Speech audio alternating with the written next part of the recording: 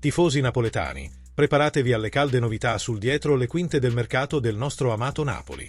La società, sempre attenta alle occasioni, sta già pianificando mosse che potrebbero sorprendere e rafforzare ulteriormente la squadra.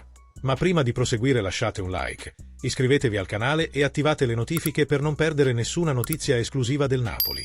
Ora mettiamoci al lavoro.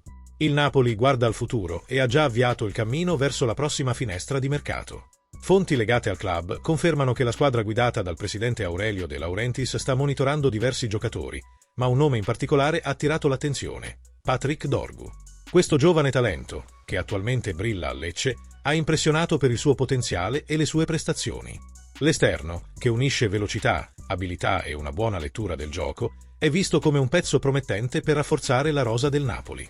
Il valore di mercato di Dorgu è stimato tra i 25 e i 30 milioni di euro, ma il direttivo partenopeo potrebbe muoversi rapidamente per cercare di assicurarsi l'acquisto prima che entrino nella mischia altri colossi europei. Questa anticipazione è strategica, soprattutto in una stagione in cui il Napoli cerca di restare competitivo in tutte le competizioni e di far sì che i tifosi restino orgogliosi della squadra. Il possibile arrivo di Dorgu rafforza l'impegno del club nei confronti di una squadra giovane, talentuosa e ambiziosa. E c'è di più, fan. Il Napoli non analizza solo Patrick Dorgu. Il club mantiene attiva la propria rete di scouting alla ricerca di altri gioiellini che possano inserirsi nello stile di gioco che ha incantato il mondo la scorsa stagione. La strategia di Aurelio De Laurentiis è chiara: scommettere su giovani talenti ad alto potenziale di crescita, sia nello sport che nel mercato. Ma il caso di Dorgu merita un'attenzione particolare. A 18 anni ha già dimostrato maturità sul campo e capacità di affrontare grandi sfide.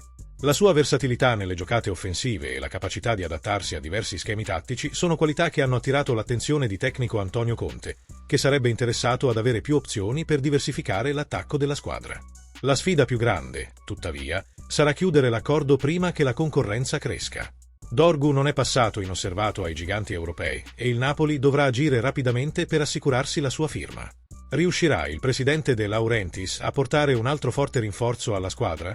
Nel frattempo, continuiamo a seguire da vicino tutti i movimenti del Napoli e portiamo le notizie più calde direttamente a te tifoso.